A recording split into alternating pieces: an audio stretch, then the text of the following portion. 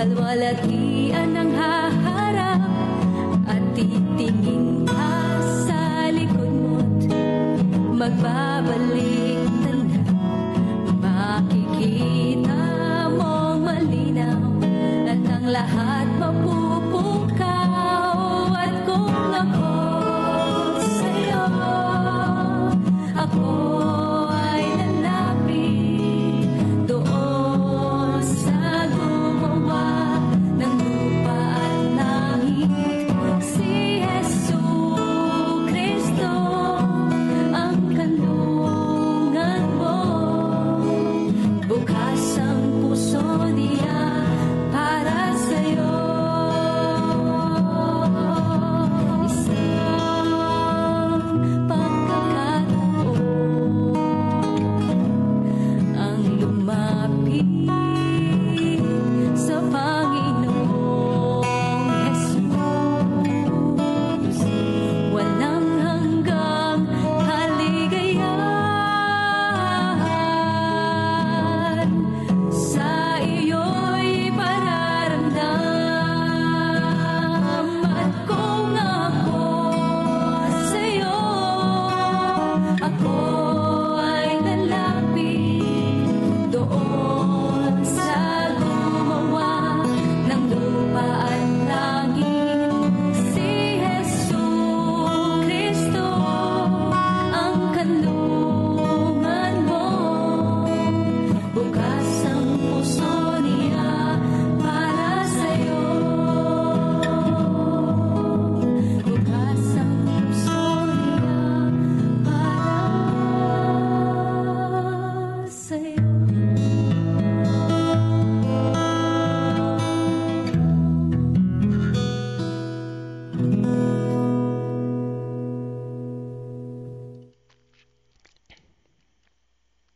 Amen, mga kapatid.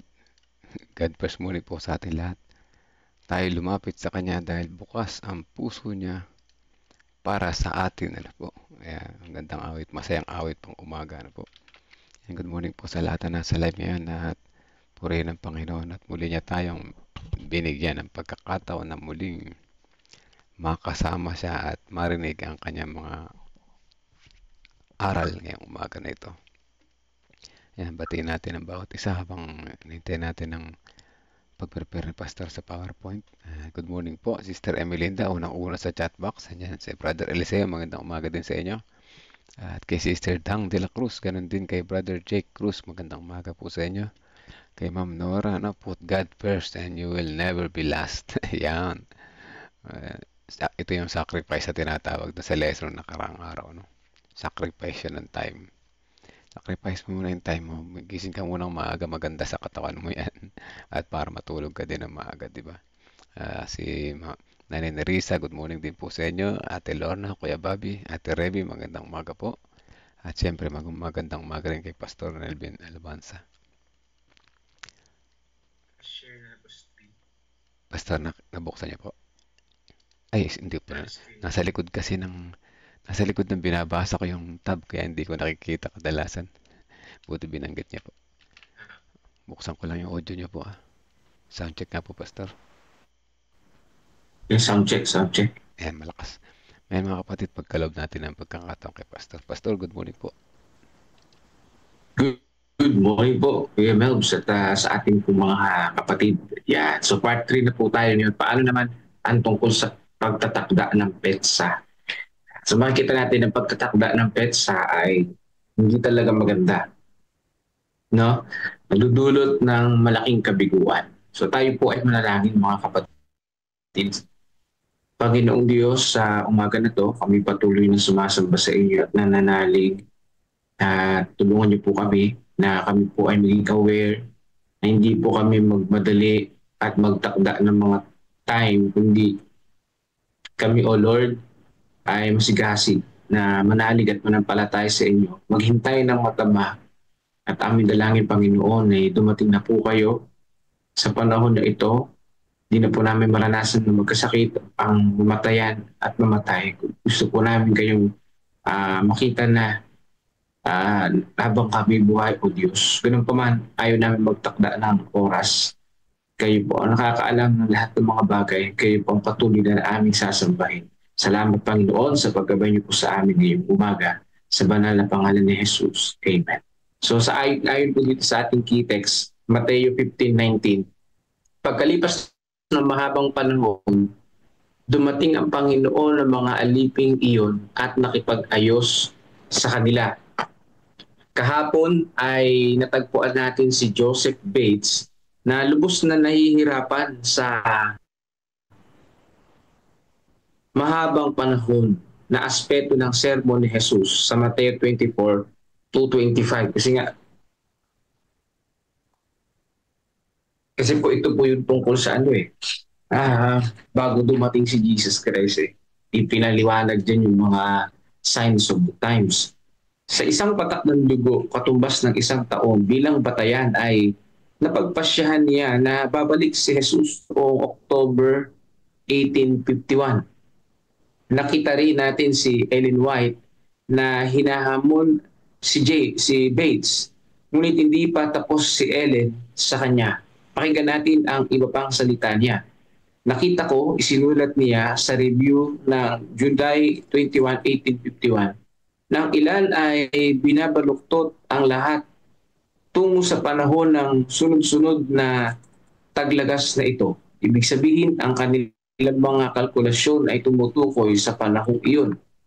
Nakita ko na ito ay mali sa kadahilanang sa halip na lumapit sa Diyos araw-araw upang malaman ang kanilang kasalukuyang tungkulin, sila ay tumitingin sa hinaharap. So ibig sabihin, mga kapatid, yun yung mahirap doon sa pagtatakda ng petsa. Sa madaling sabi, bawat yugto, bawat taon, meron silang iba, bagong interpretasyon. Ibig sabihin, mula noong 1844 at dito 1850s, hindi sila tumigil na magtakda ng mga dates. Hindi sila tumigil, hindi sila naka-move on, kundi talaga nagtatakda sila ng dates. So hindi ito maganda, sabi ni Mrs. White, kasi sila ay nabubuhay na sa hinaharap at hindi na sa kasalukuyang tungkulin. Yan na maganda spiritually. So maaaring mangyari din ito sa panahon natin ngayon. Pagandaan natin sa panahon natin yung present na ating kalagayan. Bagamat ipinapanalangin natin dumating ang Panginoon, huwag tayong magtatakda ng time kung kailan siya darating. Kasi para ka nabubuhay sa future at hindi sa present. So hindi maganda. At gumagawa ng kanilang mga kalkulasyon na tila alam nila na ang gawain ay magtatapos sa taglagas na ito nang hindi nagtatanong sa kanilang tungkulin sa Diyos araw-araw. Yun ang mali, di ba? Sa sumunod na buwan, si James ay humiwalay kay Bates na nagsasabing siya ay laban sa kanyang turo tungkol sa panahon mula sa pagsisimula nito. 1 taon na ang nakakaraan. So, ibig sabihin, ito si James at Bates ay talaga muntik na maghiwalay. Muntik nang talaga naghiwalay pala. Ibig sabihin, muntik na hindi matuloy yung organisasyon ng Seventh-day Adventist. Tinutukoy ng teorya ni Joseph, sinulat ni White, na ang ilan na nagtuturo sa atin ay lubos nating pinahalagahan at minamahal ng taimtim bilang mga kapatid. At nadarama natin na naging mabagal tayo magsalita ng anumang bagay na makakasakit sa kanilang damdamin. Subalit hindi natin may iwasan ng mga pagbibigay ng ilang mga dahilan kung bakit hindi natin natatanggap ang panahon. So, sa panahon nila talagang sila mismo yung mga pioneer nagkakatampuhan din. Dahil naman doon sa doktrina at hindi naman sa personal issues, kundi doon sa doktrina, mga kapatid ko.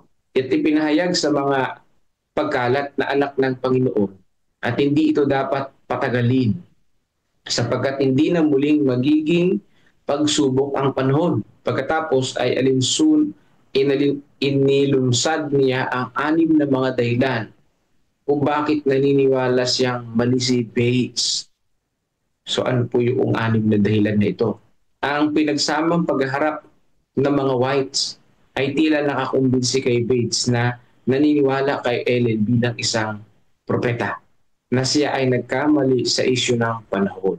So yan ang maganda naman kay Bates. Hindi siya ma-pride na kung siya ay mayroong mali, talagang pinag-aaralan niya muna kung mali ba talaga siya. So napagtanto niya na siya ay mali at si Mrs. White ay propeta. Pero marami mga tao na kapag kinurek mo, ayaw magpakorek. Nung nasa isip niya, tama siya. No? Magtatampo pa at magdadahilan or magagalit. Bakit mo ko kinukorek? Tama yung akin. No, hindi man lang niya pinag-aralan kung bagang tama ba talaga siya o hindi. Yun na nakakahanga dito kay um, Joseph Bates. Talagang pinag-aralan niya at tinanggap niyang mali siya. Yun ang espiritu ng pagpapakumbaba. Hindi nagtagal ay itinigil na niya at ng mga tagasunod niya ang pagdidiin dahil dito. Yun. At isinulat ni James noong unang bahagi ng Setyembre na ang 7 taong panahon ay hindi issue sa kanyang kamakailang paglibot sa mga simbahan. So ganyan ang espiritu mga kapatid. Ano? Marami ang mga tao ngayon na ayaw magpa-correct. No? Feeling entitled sa Biblia, di ba? Sa salita ng Panginoon. So, hindi niya pinag-aralan na tama ba talaga yung pinagsasabi ko o ako na yung nagkakamali. O, may parade na lang yung iba eh. Alam na nilang mali sila. Sige pa rin yung aral ipinapaano. Eh mali na nga. Wala na nga sa Biblia yan eh. So maging katulad na mga ni James ang bawat isa. No? Ngunit ang ilan, binabanggit ni Ellen ng Nobyembre ay nang hawak sa inaasahang panahon at napakababa at madilim, nalilito at nagambala. So yun ang mahirap dyan kapag ka talagang nagtakda ka ng time, nagagambala ka, nalilito, magdidilim ang yung pandigidin. Aligaga kayo kapag may ganung date eh, di ba? Na, oh, darating si Jesus sa ganito, kailangan kong ganito, kailangan kong ganyan. Imbis na mabuhay ka ngayon, sabi ni Mrs. White, ay nabubuhay ka na sa future. Ang krisis ng 7 patak at ang gumamot kay Bates sa pagtatakda ng oras. Pagkatapos noon, bagamat makikita niyang malapit na ang katapusan, hindi na siya kailanman nagtakda ng petsa para sa ikalawang pagdating ni Jesus. So, nakakatukso kasi, no? Meron nung nangyayari niyan eh, doon sa puting kahoy, may nangaral niyan, ano? Ang taon niya ay 2030 naman, darating to si Jesus. So, parang nakakatukso, no? Na maniwala. Pero parang mabubuhay ka na sa ganung taon, hindi na sa taon ngayon. Ang dapat natin gawin, magtumibay sa pananampalataya, mga kapatid. No? Magtumibay sa pananampalataya sa present na kalagayan. Sayang nga lang at hindi pa nakukuha ng ilan sa kanyang mga spiritual na tagasunod ang punto. Ang tukso ng pagtatakda ayan, ng oras na may resultang kaguluhan at kalaunan ay pagpapabaya ay nasa atin pa rin. Yan. Ano po? Yung pong resulta ng pagtatakda ng oras, ng date, resulta ng kaguluhan at pagpapabaya spiritually. At tatandaan ko yan. Pagpapabaya at kaguluhan. Nakakalungkot na lahat ng napakaraming Adventist ay mas interesado pa rin sa kaguluhan ng ikalawang pagdating kaysa kasalukuyang tungkulin. Yan. Ano yung kasalukuyang tungkulin natin? Para bagang ano yan eh, nagiging isang dahilan ng kalungkutan ng isang tao ang mabuhay sa future. No? Sabihin mo, ay, sa susunod na lang ako magaganito kapag may ganyan na ako. Hindi ho, ganun mga kapatid. Dapat, kung ano yung present na reality, present na posisyon, yan, yung ngayon, i-enjoy natin. I-enjoy natin na paglingkuran ng ating Panginoon Diyos sa kasalukuyan. Hindi natin maaasahan ng pagpapala ng Diyos hanggat hindi natin nababaliktad ang ating mga prioridad. Panginoon, tulungan mo kaming tumuon ngayon sa kasalukuyang tungkulin. Yan yung prayer ngayon. Ano? Tumuon sa kasalukuyang tungkulin. Dahil kung tayo ay mabubuhay sa future, mapapabayaan natin yung kasalukuyang tungkulin natin na manalangin, no? Mag-worship sa Panginoon, antayin ng Panginoon ng totoo. Yan. Kasi nga, nabubuhay tayo sa future at hindi na sa panahon natin ngayon. Nakakalimutan natin na ang Panginoong Diyos hindi nagtakda ng oras. Yung pala yung dahilan. Ano? Yan yung mga dahilan bakit ang Diyos hindi nagtakda ng oras ng petsa. Kasi advance ang isip ng Panginoon magdudulot lang ng kaguluhan at pagkabigo sa spiritual na pamumuhay. Ibig sabihin, nakita ng Panginoong Diyos, hindi naman makakatulong sa spiritual nating pamumuhay yung petsa ng kanyang pagdating. So walang gamit. O, bagamat nakikita natin na parang essential yun, pero kung wala namang paggagamitan, bakit mo kailangan paniwalaan? So magandang aral din yun eh. Kung wala namang pakinabang sa buhay mo, bakit mo pagkagawin? Di ba? Kung wala namang pakinabang sa physical, sa spiritual mo o sa pamilya mo, bakit pupunta ka pa doon? Bakit gagawin mo pa yun? Di ba? O, so napakahalaga mga kapatid ko na matandaan natin ang mga bagay na ito. So salamat sa ating Panginoong Diyos. Tiyak na darating ang Panginoon at ihanda natin ang ating sarili ngayong present na pamumuhay. Huwag tayong mamuhay sa hinaharap. So pagpalain tayo ng ating Panginoong Diyos at magandang umaga po sa bawat isa sa atin. Kuya Melbs. Amen. Salamat po, Pastor. Salamat sa napakagandang maliwanag na paliwanag. Po. So ayan, tandaan natin, di mahalaga yung pagtatakda ng petsa, nagbibigay ng kaguluhan. Ang maganda ay mag-focus tayo sa pang-araw-araw na pag-connect sa Kanya. Yan ang sabi sa lesson, po. Dahil para mas mapahalaga natin yung araw-araw nating tungkulin at gampanin kung ano yung layunin ni Kristo para sa ating lahat, po. At ang Panginoon ay darating naman, anytime pwede dumating yan, huwag tayong gumaya sa mga nabigo na ating mga pioneers. Si Captain Bates, 2 times nabigo, 1844 tsaka 1851.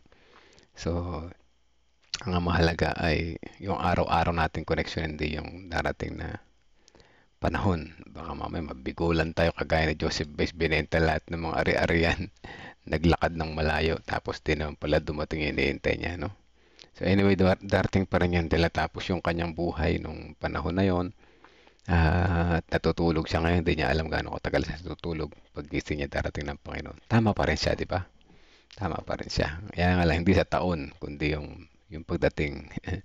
So ayan, bago tayo lumipat sa kabila, tayo manalangin mga kapatid. Let's pray po. Amang banal na makapangyarihan sa lahat, salamat sa lesson na ito na nagtuturo sa amin na ang pagtatakda ng inyong pagdating ay isang kamalian at magdudulot ng kalituhan sa bawat isa sa amin. Mas turuan niyo po kami, o dakilang Diyos, na mag-focus sa araw-araw naming buhay kung saan nakatuon kami sa inyo araw-araw, connected sa inyo at patuloy namin minahawakan ang inyong layunin sa lupa na ito sa plano ng kaligtasan. Maraming salamat po sa pagdinig sa aming panalangin. In Jesus' name we pray. Amen.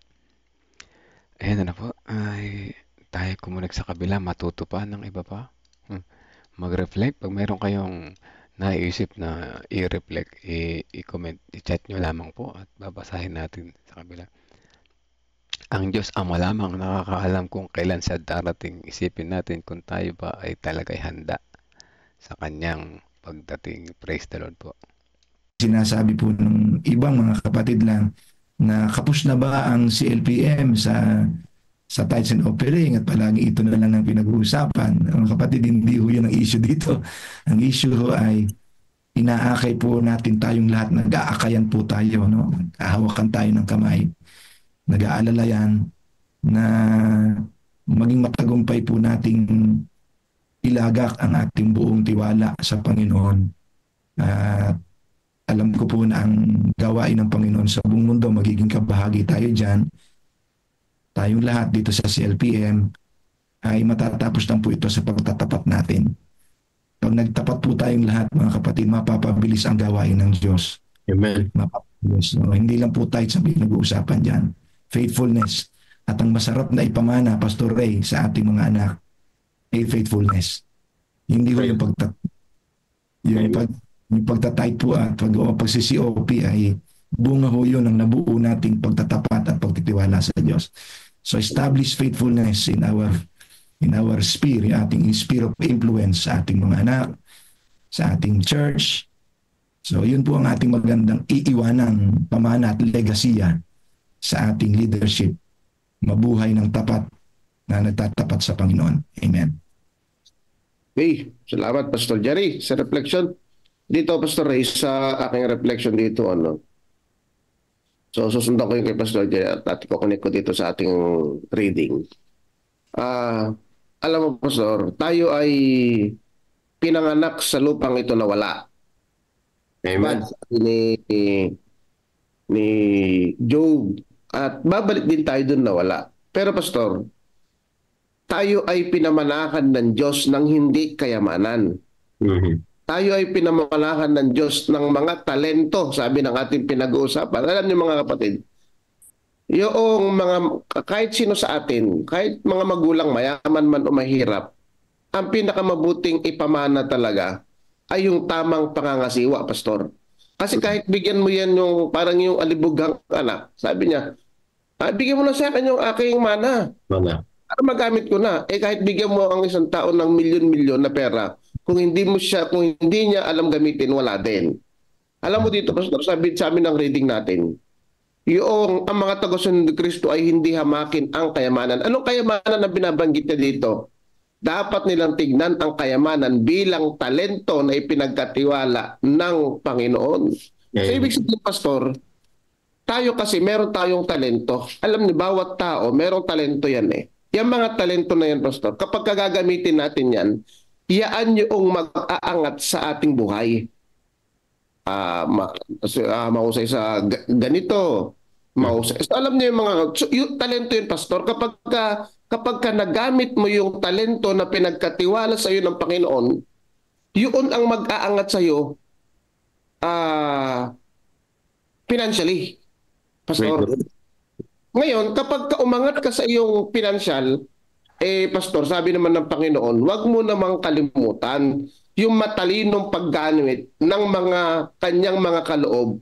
Maaari silang makinabang sa walang hanggan. So yung mga talento na yon, at kapag tayo kumita ng kumita, wag gamitin naman natin yun, Pastor, na may katalinuhan na dapat daw nating isa-isip, mga kapatid, ang kayamanan. Kasi tayo, Pastor, we acquire wealth.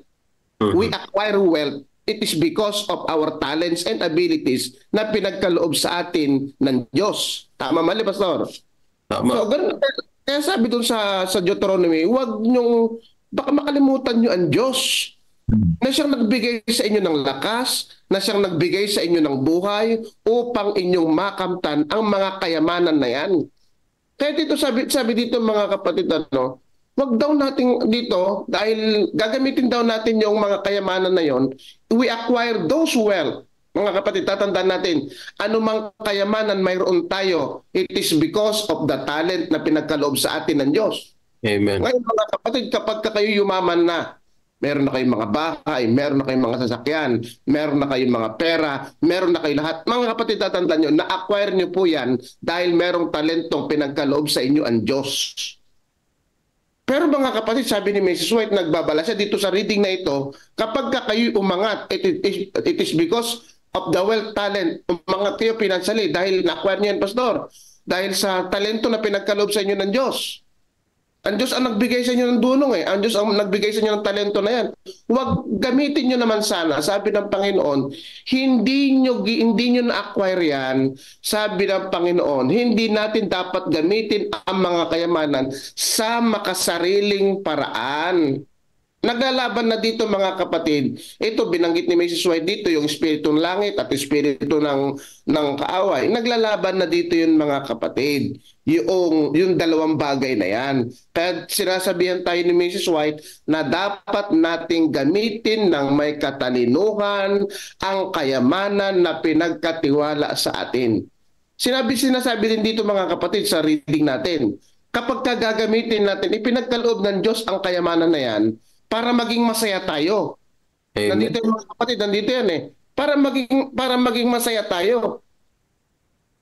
So, eto mga kapatid, yaong mga naglalagay ng kanilang mga kayamanan sa makasariling paggamit sa mundong ito ay nagsisiwalat ng mga katangian ng pagkatao na nagpapakita kung ano ang kanilang gagawin kung sila ay may higit ng mga pakinabang. So, at nagtataglay na hindi nasisira ng kayamanan ng kaharian ng Diyos. So dito, at ang makasariling alituntunin na ginagamit sa lupa ay hindi alituntuning mananaig sa langit. Ibig sabihin mga kapatid, kapag gagamitin natin, kaya Sabi ng Panginoon, where your treasure is, your heart there will be also. Kung ang ating mga kayamanan, Pastor Ray, Pastor Jerry, ay gagamitin natin sa ating sariling kapakanan, ang sabi ng reading natin, malungkot kayo, hindi nyo mararanasan ang kagalakan ng langit. Kung ang ating kayamanan ay gagamitin natin sang-ayon sa pattern na ang Diyos ang nagbigay ng kayamanan, ang Diyos ang nagbigay ng talento, tatandaan natin, we acquire those wealth because of talents. So, sabi niya, Pastor, gamitin nyo naman sa panukalang itinakda ng Diyos. Kaya pag kami sa mga kapatid, hindi lugi ang Diyos kapag gagamitin natin. Makin mo nagbigay siya sa'yo.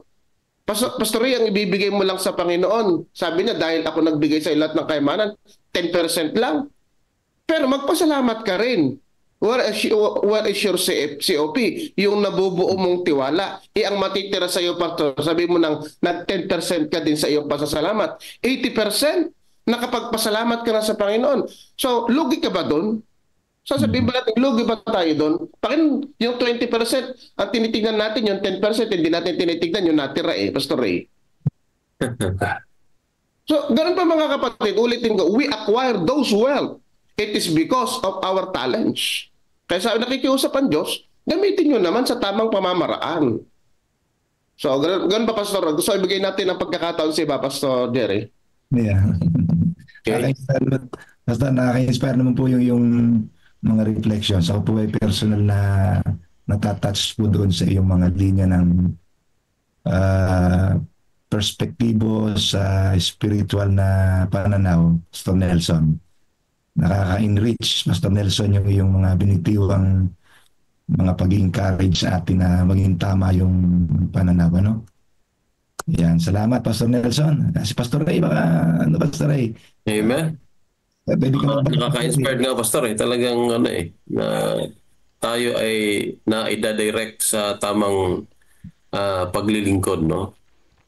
Totoo po, mga minamahal na mga kapatid, kasi ang ating pong panahon ngayon ay talagang matindi ho, no?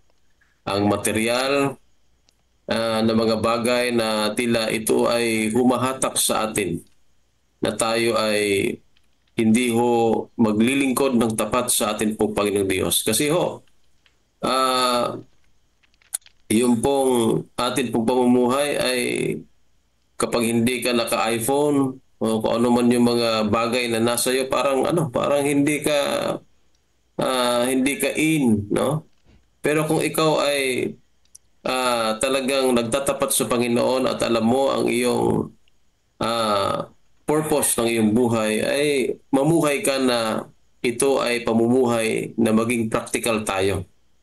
Kasi kung atin nga pong titingnan mga kapatid, na kapag tayo po ay hindi po maging maingat sa pag-manage ng atin pong mga resources, ay talagang tayo ho ay mapapariwara sa atin pong paglilingkod. Kaya dapat po na kung tayo po nagnanais ng mga branded na mga bagay, ay isipin pa natin ng maraming mga beses, kasi baka mamaya ito ho ang lalagay sa atin sa kumbaga kumunoy ng kasalanan. Kasi talagang napakatindi po ang kaaway mga kapatid. Talagang suyuin ka talaga at ikaw ay ipapakita sa iyo kung ano ang kalagayan kapag ikaw ay mayroong mga bagay na ito. So, yun ho mga kapatid, no? Maging maingat po tayo at sana maging practical ang ating pong pamumuhay na ito po inaayon sa banal na kalooban ng ating Panginoong Diyos. Yeah. Meron po mga gustong magbasa dyan. Brother Melvin, bukas ng... Pastor, pasingit ako konti, maganda yung sinabi ni Pastor Jerry kanina, sinundan pa ni Pastor Nelson, Sa mga kapatid, sabi sa lesson, ang pagyaman ay hindi masama. Hindi masama magyumaman, pero dapat gamitin natin ito sa tama, sabi nga ni Pastor Nelson, At doon naman sa mga nagsasabing, bakit kamusta kayo sa CLPM? Puro pera ba rin pala ang pinag-uusapan? Mga kapatid, nakakalungkot na masaya ako na marinig yung ganun. Malungkot pero masaya pa rin ako.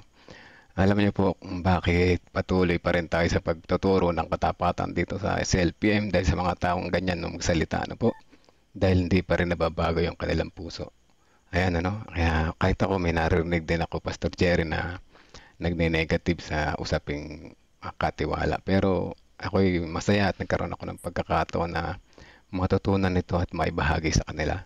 Na mga kapatid, sa mga taong nagsasalita ng ganyan, ipayo yung lesson natin dito, sabi gano'n, Ang sabi dito ay kung paano natin ginagamit at ang ating kung paano natin ginagamit ang kayamanan ay nagpapakita ng ating ugali, pananampalataya at kahandaan para sa langit. Yung kahandaan para sa langit, mga kapatid. Malapit ang dumating ang Panginoon. Baka masumpungan tayong hindi tapat, unfaithful, makasarili, ma-pride. May paglalagyan tayo, mga kapatid. Ang Panginoon ay pag-ibig, ngunit siya rin naman ay just. God bless morning po sa ating lahat. Amen. So, Meron po nagtaas si si Brother Ricky Padilla. Sige po, bro. Go ahead. Hello po, good morning po sa lahat. Good morning. Happy God first morning. Happy good morning po. Ayan, maganda po yung ating topic, para po sa akin ay being grateful, no? Yung kung talagang parang tumatanaw tayo ng utang na loob sa ating Panginoon sa lahat ng bagay, na binigay sa atin, at higit sa lahat yung buhay na binigay ng Diyos para sa ating kaligtasan. Yung pagbibigay po ay hindi yan magiging issue. No? Hindi yan magiging issue kahit ilang percent. No?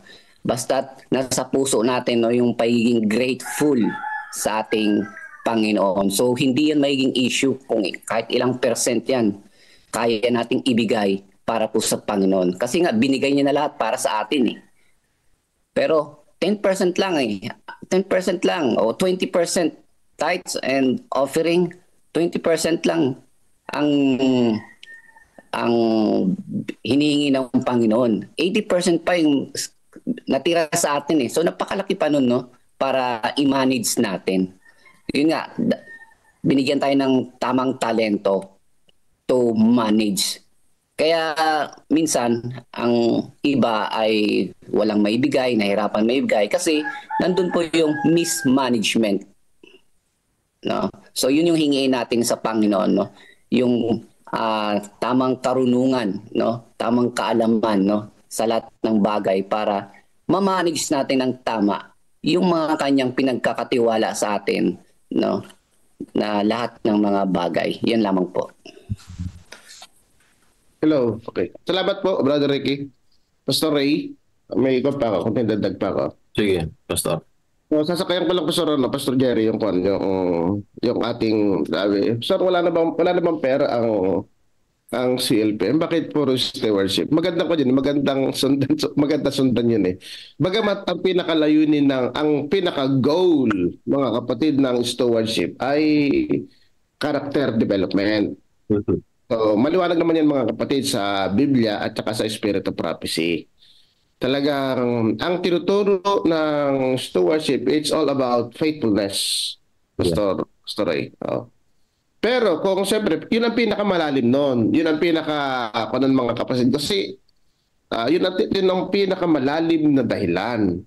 Pero kung sa kaisipang mababaw, sasabihin natin puro pera, alam niyo, mga kapatid, dito sa reflection natin, Pastor Ray, kung hindi natin tuturuan ang mga kapatid sa pagtatapat, mga kapatid, nag-aagawan ang dalawang malaking pwersa sa ating kalooban, binanggit ni Mrs. White noon, ang pagiging makasarili at ang pagiging mapagbigay.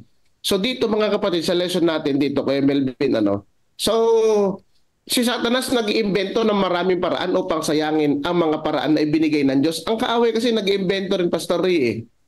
Marami siyang napakabilis maubos ng kayamanan. Pumunta ka lang sa mall, ang bilis maubos. Ang dami talaga pwedeng pagkagastusan.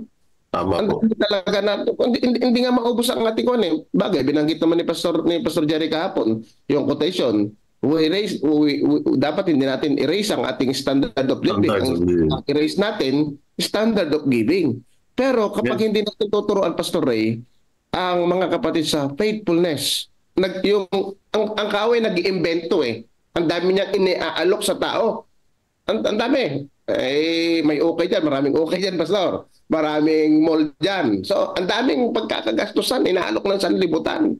So, kung sa mababaw lang, kung sa pera, abay, mga kapatid, magpasalamat tayo sa stewardship. Bakit? Iniaalok natin sa mga kapatid kung saan na dapat nila gamitin ang tama, ang kayamanang pinagkatiwala sa kanila. Kasi kapag hindi, ang kaaway magbibigay ng maraming opsyon yan. Masasayang ang ating kayamanan. Bakit nagamit natin sa hindi tamang pamamaraan na sinundan natin ang alok ni Satanas?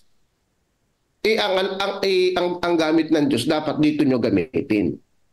Dito nyo gamitin. Kasi, Pastor kung hindi ang stewardship, kung sabihin, ulitin ko, kung sa mababaw na lang, nakaisipan ay pera, ay nag-aalok ang Diyos ng tamang paggagamitan. Nag-aalok ang Diyos. Kasi ang kaaway, ang dami niyang inimbento. Ang daming pamamaraan para sayangin. Ang dami. Nandyan mga kapatid sa lesson natin.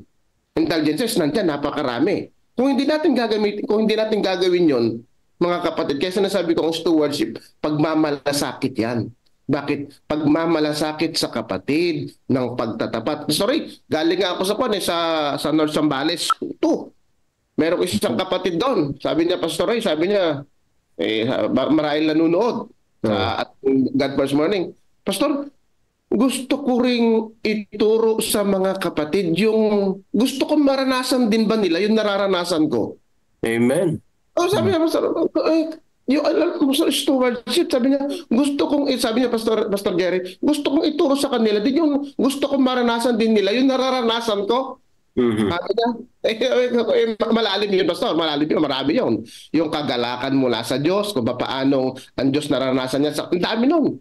So gusto niyo, so ganun mga kapatid, pagmamalasakit po yan. Pagmamalasakit, katapatan, pero ang pinaka-ilalim, malalim ay character development. Kasi maliwanag ang sabi ni Mrs. White, Pastor, plinano ng Diyos ang pagbibigay, character development, pagtatapat mga kapatid. Kaya nga, kung di natin turo mga Pastor Ray, ito sabi ng Panginoon, dito nyo gagamitin ang inyong kayamanan. Kasi ang Satanas, ang dami. Nag-invento ng maraming. So, ganun pa Pastor Ray. So, Brother Donnie, nagtataas. Ayan po, Brother Donnie, go ahead po. Yeah, God's awesome first morning mga kapatid. We may sound apologetic bakit we emphasize about money. Pero kailangan nating tanggapin na ang pera po ang pinakamahirap bitawan as being stewards of God. Kasi kapag halimbawa yung disiplina sa katawan, madali lang yon. Yung pagbabahagi nating panahon, madali din po yun. Yung pagbabahagi na ating talento, nakatutuwa nga ho eh. Halimbawa, if we're going to express ourselves, it gives us fulfillment dahil, wow, naibabahagi ko yung aking talento.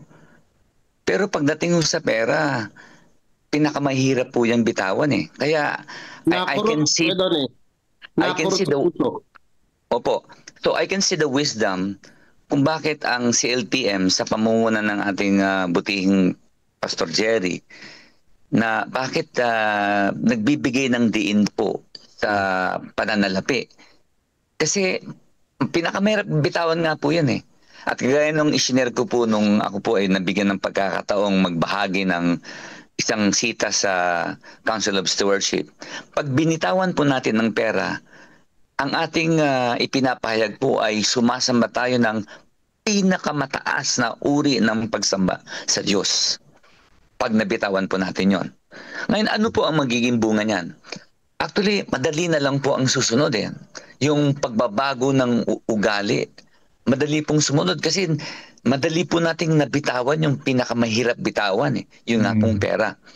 Kaya po, sa ASI, dahil ako po yung nabigyan ng pagkakataon na pangunahan ng ASI sa ating CLPM, ay aking imumungkahi nga nabigyan po ng panahon sa tuwing magkakaroon po ng fellowship, malaki ang fellowship at convention, nabigyan ng panahon na mag-promote po ang ASI. At ang gagawin ko po doon ay hindi lang po hihikayatin ang mga negosyante at mga professional upang magbigay ng kanilang pera sa gawain Di po ba? Kasi maraming pera ang negosyante. We have to face it. Pero hindi lang po yun. Ang aking bibigyan ng po ay mag-involve din po sila. Kasi ang mangyayari po kapag kami mga negosyante ay magbibigay lamang, parang, forgive me for my words parang nanunuhol lang po kami o eto ang pera, kayo na ang gumawa. Hindi po yun ang Kasi ang sukatan ho talaga, bukod sa yun nga po yung we worship God as we give sacrificial offerings sa COP. Kapag nagawa po natin yun, hindi ho mahirap yung mag-involve tayo. Hindi lamang manuhol, kundi mag-involve tayo sa gawain. Yun ho po na. God's first morning po sa lahat. Okay, maraming salamat po, Amen. Brother Donnie. Basa tayo, mga kapatid. Okay, so... Hey Johnny, salamat po, Brother Johnny. Brother Johnny. Pwede tayo magbasa na siguro sa ating kami mga comments na yung mga kapatid. Sa reflection na tayo, Pastor Ray. Dami dito. Sige po, basahin na po natin ang ating pong reflection. Okay. Simulan mo kay Ma'am Marlene Dasoy.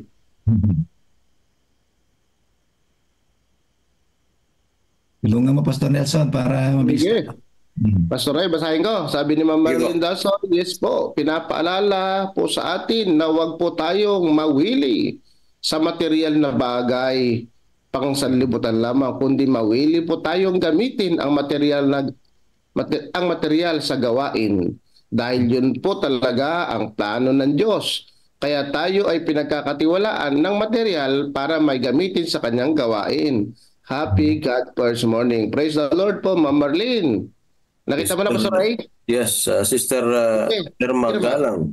Sige. Sabi po rito, God First Morning po, tama po, sabi sa lesson ng nakaraan, darating po ang panahon na mawawala ng halaga ang ating mga salapi. Kaya dapat po natin gamitin po natin ang ating mga salapi, lalong-lalo na sa mga gawain natin sa paglilingkod sa ating Panginoon at sa ating kapwa. Okay? Putting God first principle will simply our life while waiting for the second coming of Jesus. Putting, ano ba ito? Simplify po yan. Self first complicates and miseries. Tama po, no? Okay, sabi po ni Leonora Piuso Guedes. Sabi ito, we are all managers of our talents, times, and resources God gives us. The opportunities to gain wealth, but selfishness creep in when we already have those wealth. Totoo po, mga kapatid, no? Kapag ang yaman na po ang kumbaga mamamayagpag sa ating pong buhay, ay talagang andyan na po yung ating pong pagiging makasarili. Tunay nga po ay... Banggit po natin yung mga pangalan nila para po, si Sister Marisa Pascua. Taga saan to? Si Sister Marisa nga ulit? Taga Pampanga ba? Pascua. Ang sabi po dito, tunay nga po ay nagbigay ng talento ang ating Panginoon sa bawat isa sa atin. Ang kayamanan, kailangan natin sa ating pang-araw-araw. Ngunit huwag nating kalimutan, gamitin ito sa mabuti, sa pagtulong sa pangangailangan sa ating kapwa. Nasa kasulatan na mag-ipon tayo ng kayamanan sa langit na hindi nasisira. Kaya kung tayo ay may kayamanan, isang blessing ito, isang blessing sa atin ito, ay gamitin sa mabuting paraan. Praise the Lord, no? Leonora Pico Cabides, hindi tayo makapagsasalita ng ganyan kung naramdaman natin at nilalasa ang kabutihan ng Diyos sa ating buhay. Thankfulness and gratefulness will replace our selfishness. Trust and faith in our God that He will supply all our needs and love for Him will replace our selfishness. Amen. Sabi naman po ni Atilina Nimwell Ranara, ang Diyos ay nagbigay ng talento. Si Satanas naman nagbigay ng hindi magiging makontentong tao. Okay? So sabi po ng ating President, ang kahulugan ng COP dito sa reading natin ay Christ our passion. Ang puso ng Panginoon ay ang misyon, pinagkalooban tayo ng kakayahang o potential at opportunity ng Diyos para may magamit tayo sa masayang pagmimisyon. Sinabi ni Sis White na ang praktikal na paggagamitan ng mammon, God has given direction as to how they are to appreciate His goods in relieving the wants of suffering humanity, in advancing His cause, in advancing of His kingdom in the world, in sending missionaries into regions beyond, and ang panghuli, ang panglima, in disseminating the knowledge of Christ in all parts of the world, at iba pa. Ano po sa palagay niyo, mga kapatid? Amen. Praise the Lord. Ito ho ay katanungan. Ano? So, Revelyn Ronas Padilla, yes po, ang pagyaman ay hindi masama, pero dapat ay gamitin ito sa tama, gaya ng pagtulong sa kapwa at gawain ng church, dahil kung walang pera, hindi tayo makagawa. Kaya dapat tithe at COP muna bago ang iba. Magtapat po tayo sa sa nagbigay ng pagpapala. Pag naunawaan natin ang COP, ay excited po nating ibigay ito. Kaya salamat sa GFM dahil maraming nabago gaya ko. Praise the Lord. Amen. Praise the Lord. Pastor Ray. Yes po. Yan po yung gusto kong yan po yung gusto ko pong palakihin natin dito, no? Amen.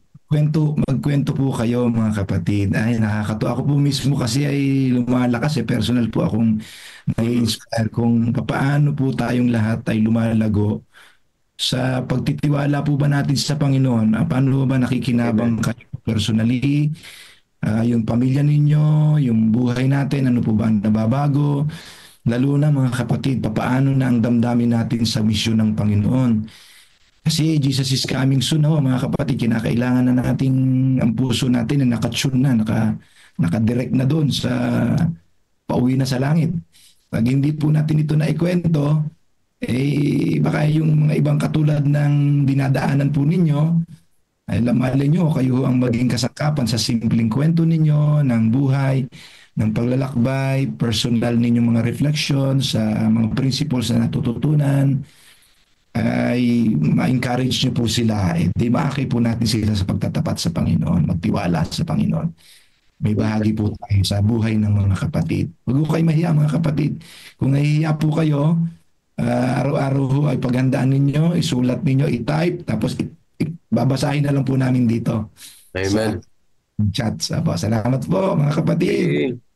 Ay patuloy Porpalin Vugarin. Ang sabi po niya, bilang Kristiyano, masarap sa pakiramdam kapag nakasanayan mo na magbigay at magbalik sa ating Panginoon, higit lalo sa expectation mo. I'm proud to say na 10 to 40% na po ako. Wow, praise the Lord. Amen. Napakaganda pong at nakaka-inspired na balita yan. Rick Padilla, God First Morning po. Everyone para po tayo umunlad sa ating spiritual, sa ibang bagay. Don't forget po the word unlad. Unahin natin lagi ang Diyos sa lahat ng bagay. Purihin po ang Panginoon. Napaganda po ng acronym na binigay ni Brother Ricky. Si Nerissa Aurelia Francisco, ang sabi ho, karakter at mismanagement po talaga sa buhay kapag wala sa ating buhay ang aral ng Diyos. Kaya tunay na Biblia lang ang salita niya, ang totoong dapat aralin ng tao. Salamat sa Diyos. Okay? Sabi po ni Leonora Pucio Cavides, ang new organization will not come to exist without finances, saka hindi naman ginagamit ng bumubuo ng CLPM ang salapi para sa kanilang personal na pangailangan. Okay? Amen. Praise the Lord. Sige po. Power, opo. Ricky Padilla, isa puso po natin. Ang pagtanaw ng utang na loob sa Diyos para hindi mabigat ang pagbalik ng tithes at pagbibigay ng percentage offering para po sa gawain. Amen. No? So, yun po. Salamat sa reflection. Pero mga kapatid, ano? So, yung utang na loob, sana parang hindi parang obligasyon. Pero mga kapatid, nabubuo. Kagaya itong isang kapatid, 10% and 40. Yung 10, tight niya yun, Pastor. Amen. 40%, COP niya yun. COP. Nabubuo yun, Pastor, dahil hindi dahil obligasyon. Kung hindi, nabuo niya yung malaking pag-ibig niya sa Panginoon, yung pagtitiwala niya ng lubos, pananampalataya, submission, nakapaloob lahat yun doon, Pastor. Pastor Roy, magbasa tayo dito sa FB. Sa FB page 504 na, bigyan niyo po kami ng kaunting pagkakataon, mga kapatid, dito sa FB page. Okay, no? So, meron tayong nakasubaybay dito sa CLPM FB page 66 at sa Adventist Mission ay marami pa doon. So, basahin ko dito ang mga reflection, Pastor. Galing kay Imelda Diego. Happy God first morning, everyone. Amen po, Pastor Jerry. Ang Panginoon po, ang siyang naging pangunahing prioridad sa ating buhay, ang hanapin ang kanyang kaharian at kaluwalhatian. At pawang ang lahat ay daragdag niya sa atin. Sa tulong ng Banal na Espiritu, tayo ay kanyang ginagabayan sa ating mga gawain upang magtagumpay. Tayo humayo na may kasigasigan at kagalakan at maglingkod sa ating kapwa. Ang Panginoon ang ating sentro ng ating buhay. Magkaroon po tayo ng pakumbabaan at pagmamahal sa isa't isa na maging tapat at mabuting katiwala sa pagbabalik ng ikapu at handog, COP. Ito ay sa Panginoon. Ang lahat ay pinagkalob niya sa atin. Tayo po ay maging masunurin at tapat na katiwala. Dapat po tayo mismo ang manguna. Gamitin natin ang ating mga talento kung ano mayroon po tayo. Ito ay payayabungin po sa gawain ng Panginoon. Naway makasama sa langit na bayan at pagpalain po tayo ng Panginoon na sumasagana. God first morning po sa inyo pong lahat dyan sa FB page. Sabi po ni Wilbert Langrayo, Pastor Ray, kapag ang ating resources tulad ng sasakyan, pera, maging talento sa pag-awit o pagsasalita ay hindi napapakinabangan sa gawain ng iglesia, bagkus sa pansarili lamang o sa sekular na gawain, nasa panganib tayo. Hindi natin naluluwalhati ang Panginoon. Kaya nga, salamat po, Brother Wilbert. Kaya nga sabi ko kayo, Pastor Ray, pagmamalasakit ang pagtuturo ng stewardship. So ano pa? Happy God first morning.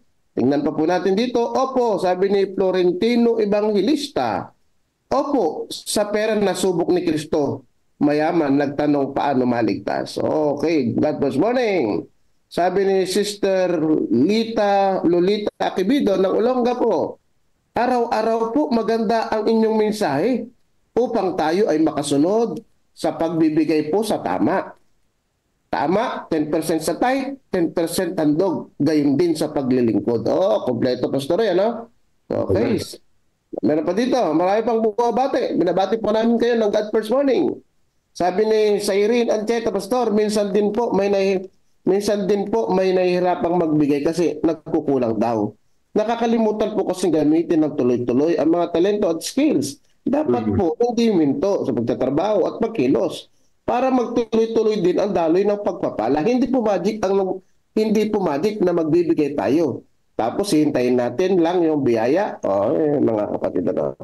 So ano pa mga kapatid? Ito. Sir? Bigyan natin ng konti lang na panahon na nagtaas ng kamay kanina dito sa ating chat, sa ating platform, si Brother Estmin. God first morning po. God first morning. Maraming pong salamat sa aking kaibigan, si Roger. Nais ko lamang pong ibahagi yung aming kasaysayan, yung aming pong experience sa kaming mag-asawa. Nung pong kami ay makapakinig nitong God First Morning na ito, ay kumbinsido po kami talaga na move kami ng Holy Spirit.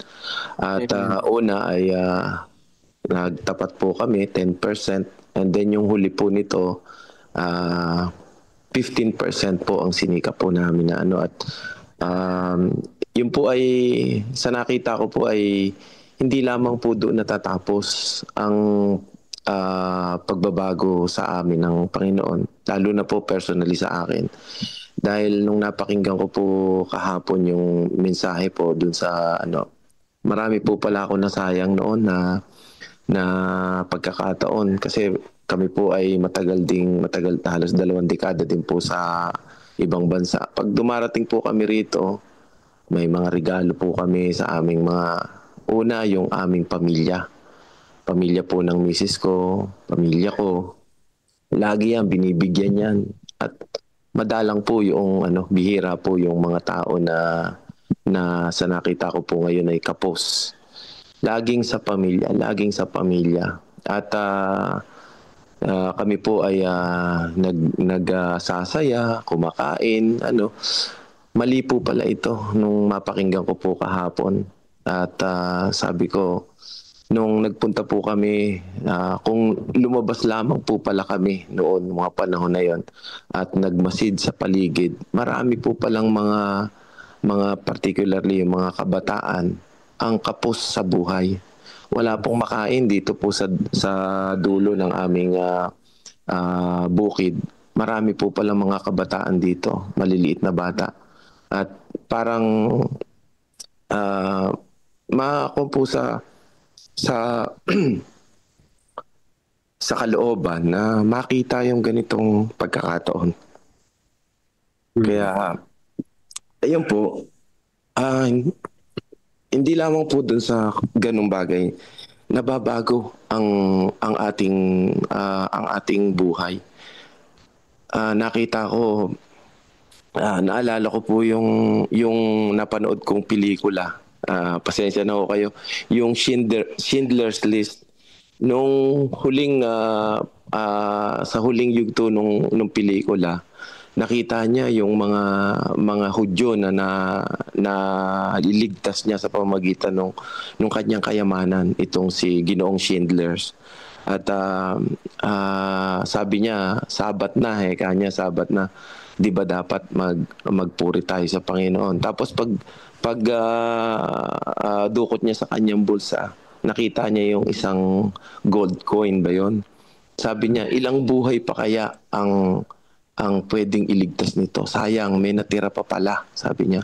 Alam po ninyo, sa reflection ko po dun sa ating lesson, ay ang kayamanan natin ay walang halaga lalo na pag tayo po ay namatay na. Napakaigsi lang ng buhay. Kaya po ito'y, sabi ko, kaya ko ba? Kaya naming mag-asawa? Kuminsan di kami nagkakasundo, mga kapatid, sa aming minsan ako eager ako na magbigay, tapos parang nasusungitan pa ako din sa misis ko, at hino-hold back pa niya yung aming ibibigay na nakakahiyamang sabihin. Pero ito ba ay minsan parang nanghihinayang ba tayo kaya na samantalang sa huling kapanahonan tatalikuran natin lahat itong mga bagay na ito, na ngayong panahon na ito, naniniwala po ako na hindi na magtatagal ang Panginoon. Darating ang Panginoon.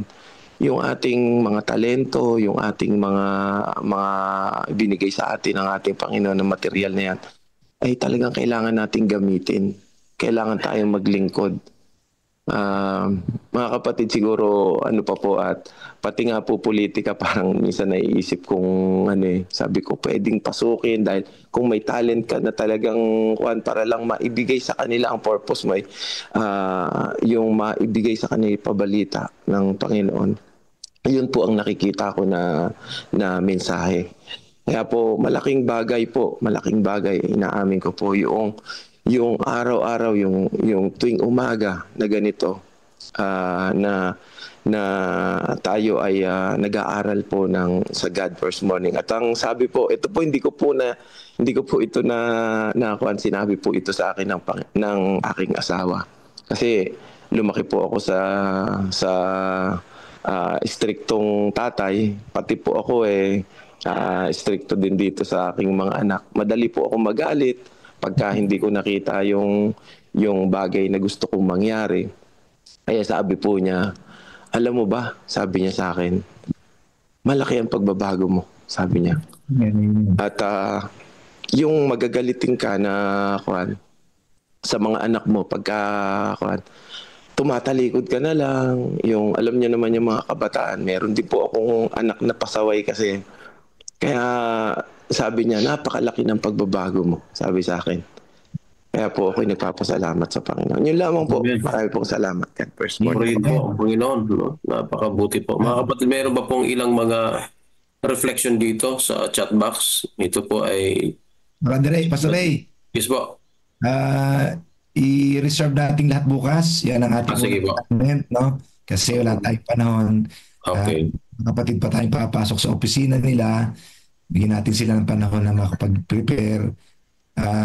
Salamat po lahat. May sasabihin natin si Pastor Nelson pa sa mga kapatid. Sige po. Ako tayo pupunta sa ating okay. Pastor Nelson, ka pa ba? Ay, wala. Baka Sige po mga kapatid, on behalf of the Stewardship Ministries at ng buong administration po ng Central Luzon Provinces Mission, ako po, si Pastor Raylord Reyes, at si Sir Joel Manlungat, at ang aking pong mga kasama sa leadership sa Stewardship Ministries, si Pastor Nelson, nakasama po natin palagi dito, ay nagpapaabot po kami ng taus-pusong pagpapasalamat sa lahat ng nabuong commitment ninyo sa Panginoon. Amen. At sa inyong mga pagtatapat na nabuo sa Panginoon at makiisa sa kanyang banal na misyon. Patuloy po kayong pagpalain mga kapatid. Kahapon ay nagbanggit po ng ilang pangalan si Pastor Cyrus. Nakatutuwa na mas marami pa pong ganong klase ng mga taong kaanib na iglesia natin na nakabuo na ho ng kanilang buong pagtatalaga na sumama sa gawain ng Panginoon gamit ang kanila pong mga pinagtiwala sa kanila ng Panginoon. So tayo pong lahat, anuman po ang mga kakayanan natin, tinanggap sa Panginoon, ay gamitin po natin sa sumama tayo sa pagmimisyon, sa iba't ibang kapasidad na ibinigay sa atin ng Diyos, at hindi po kayo magsisisi mga kapatid. You will really find true joy and contentment when we are involved in Jesus' mission, because Jesus is coming very, very soon. Tayo po'y mabuhay na nagtatapat sa ating Panginoon. Pastor Nelson, bilang isang stewardship, meron ka bang gustong ipadalang mensahe sa mga kapatid? Stewardship Ministries Director. Ay, binanggit nyo na po, mahal na Presidente. So, yun lang mga kapatid. So, kami, sa stewardship mga kapatid, ay kami nilagay ng Panginoon dito. So, akong thinking ko talaga sa stewardship is all about faithfulness. We turuan ang mga kapatid sa katapatan. Kaya kami mga kapatid, ako nagpapasalamat dito sa grupo ng GFM, Pastor. So, kayo po ay mga stewardship educators na. Daig nyo pa po ang dumalo sa pumuntang stewardship seminar. So, alam niyo mga kapatid, yung dalo ng napakaraming seminar. Pero dito halos kapag kayo ay araw-araw na dito mga kapatid, ay talagang daig nyo na po ang karunungan ng stewardship seminar at certified na po kayo mga kapatid upang magturo din ng stewardship principles sa ating pong mga iglesia. So ako po mga kapatid, yun nga pinag-usapan po namin ni Pastor Jerry. Pastor, sabi ko, meron tayo ditong mahigit 100 na, kasi consistent lang po yung number na yun, 100 pataas yung nandito po dito mga kapatid. Ganon din sa FB page yung sumusubaybay. Alam niyo, lahat po ng nanonood na ito, nakikinig na ito, nag-join sa GFM, kayo po yung mga instrumento ng Diyos na mga stewardship educators na tuturuan natin lahat ang ating pong mga kapatid sa pagtatapat. So, pagka ganun ang mangyayari mga kapatid, kaya talaga pinopromote natin ang stewardship mga kapatid kasi sa puso ko talaga, Pastor Jerry, mas mabilis ang gawain ng Diyos at maraming maihanda sa ikalawang pagbabalik ng Panginoon. Yun mga kapatid, yun ang pinaka nasa puso ko talaga.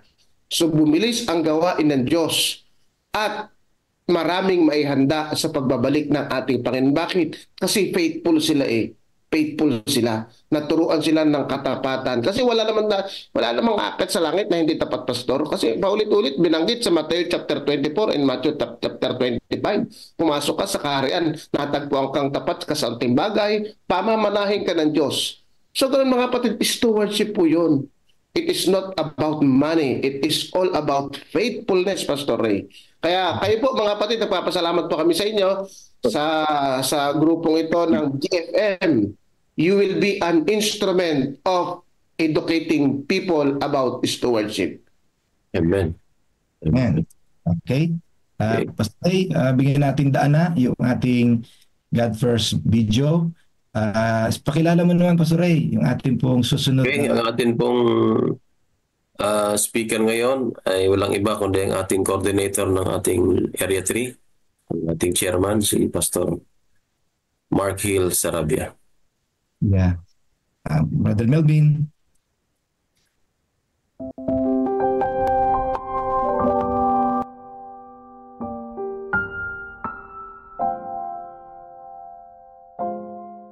Natutunan kong maging kontento. June 15. Hindi sa nagsasalita ako dala ng pangangailangan, sapagkat aking natutuhan, ang masyahan sa anumang kalagayang aking kinaroroonan. Marunong akong magpakababa, at marunong din akong magpakasagana. Sa bawat bagay at sa lahat ng bagay ay natutunan ko ang lihim sa kabusugan, at sa kagutuman, at maging sa kasaganaan, at maging sa kasalatan.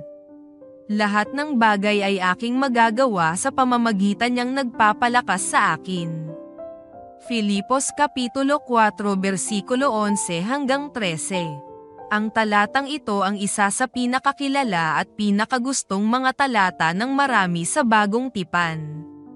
Tinuturuan tayo nito ng malalim na leksyon kung paano natin isasakatuparan sa ating pinansyal na pamumuhay sang-ayon sa banal na huwaran. Bigyan pansin na si Pablo ang may akda ng talata, hindi nagsasabing, nais kong mabuhay sa kasalatan. Ang kanyang sinabi ay, natutuhan kong mamuhay kahit na sa kasalatan. Hindi tayo pinapayuhan ni Pablo na masyahan sa kahirapan at gutom. Ang kanyang sinasabi, sa atin sa buong pamumuhay maaaring maharap tayo sa mahirap na mga sitwasyon, at kailangan nating makaangkop sa mga ito nang hindi nawawalan ng pag-asa. Ang kahirapan ay dumarating sa buhay ng bawat isa at ang malaman kung ano ang natutunan ni Pablo ang magbibigay ng pagkakaiba sa pagitan ng kapayapaan at kawalan ng pag-asa. Bagamat ang tanong, paano ko matutunan ang natutunan ni Pablo? Ang susi upang maunawaan ang buhay tulad ng kay Pablo ay nasa talatang 11 at 13. Sa talatang 11, sinabi niya, natutuhan kong maging kontento anuman ang mga pangyayari. Una, hindi natin kailanman matututunan kung paano harapin ang mga panahon ng kahirapan kung hindi nating matututunan ang masyahan sa anumang mayroon tayo. Ang isang paraan para gawin ito ay ang iwasan ang pangungutang. Ang karamihan ng pagkakautang ay bunga ng hindi pagiging masaya sa mga bagay na mayroon tayo. Kaya habang ating hinahangad ang mga bagay-bagay na hindi natin kayang maangkin, nagkakaroon tayo ng utang. Pangalawa, ang maging tapat sa ikapo at mga handog ay isang pahayag na hindi lahat ng mga bagay-bagay ay sa akin at hindi ako nasisiyahan sa natira sa aking mga kamay. Sa talatang 13, sinabi ni Pablo, magagawa ko ang lahat ng bagay sa pamamagitan ni Kristo, Nakatitiyak ako na may mga kilala kayong tao na nagsasabi ng, sa salaping mayroon ako, mabibili ko ang anumang bagay, at magagawa ko anumang gustuhin ko. Subalit ang paanyaya ng Biblia ay para sabihin natin, dahil ako ay na kay Kristo, magagawa ko ang lahat ng bagay. Ang tanging paraan para matutunan ang pagiging kontento ay ang malamang, kay Kristo ay nasa akin na ang lahat na siyang tunay na mahalaga, kaya naman sa gitna ng kahirapan, ang banal na presensya ang aking kaagapay. Panawagan. Pahintulutan ang Diyos ang manguna sa iyo sa kontentong landasin sa pamamagitan ng pag-iwas sa pangungutang at sa pagiging tapat sa Diyos.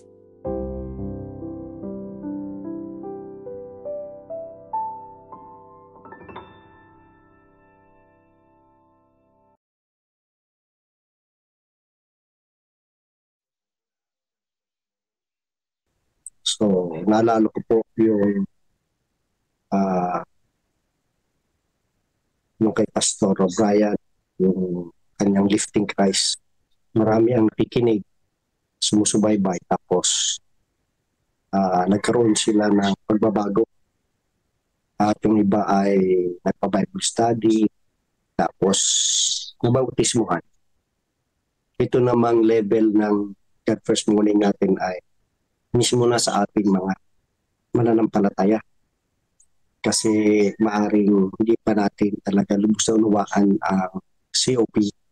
Kaya sa pakikinig at pakikinig natin, marami yung mga nabuksan ang puso at isip. Pagkatapos ay sinubukan nilang magtiwala sa Panginoon. At yung kanilang pinagkatiwala ng Panginoon. Ngayon, marami ang mga nabago. Katulad kanina, ang ating isang kapatid, nagpatotoo. At bumababa ngayon ang ating mga comments. Dahil marami na talagang. Okay, masasunod po yung ating kaso. Kaya yun po ay patunay sa kapatid na tayo po ay talagang ginagabayan ng ating mahal na Panginoon. Dahil marami ang nakikinig lang. Kaya yung hindi pa po talaga nakapakinig, ay ang challenge ay subukan lang nilang makinig. Kasi sa pakikinig ng salita ng Diyos ay doon darating ang pananampalataya. Kaya talagang mahalaga po na pakinggan natin ang salita ng ating mahal na Panginoon. Okay? So, ngayon po ang ating pag-aralan ay ang pagkuha ng kayamanan ay hindi kasalanan. Kasi akala ng iba ay para bang kapag pera na yung pinag-uusapan ay it talks about ayaw nating yumaman, ayaw ng Diyos na tayo ay kayamanin. Pero pag pinag-usapan po yung pera, ito po ay tungkol sa ating pagtataka dahil ito po ay test of loyalty. No? Subukan kung tayo ba ay talagang magtatapat sa Panginoon. So hindi kailangan ng Diyos ng ating pera, kundi ito lamang ay subukan niya kung tayo ay tapat na magtitiwala sa Kanya.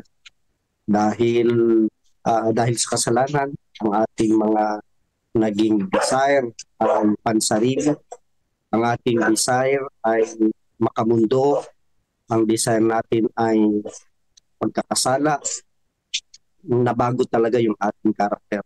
Kaya nga binabalik tayo ng Panginoon sa tunay na karakter natin. Yung dalisay, perfecto.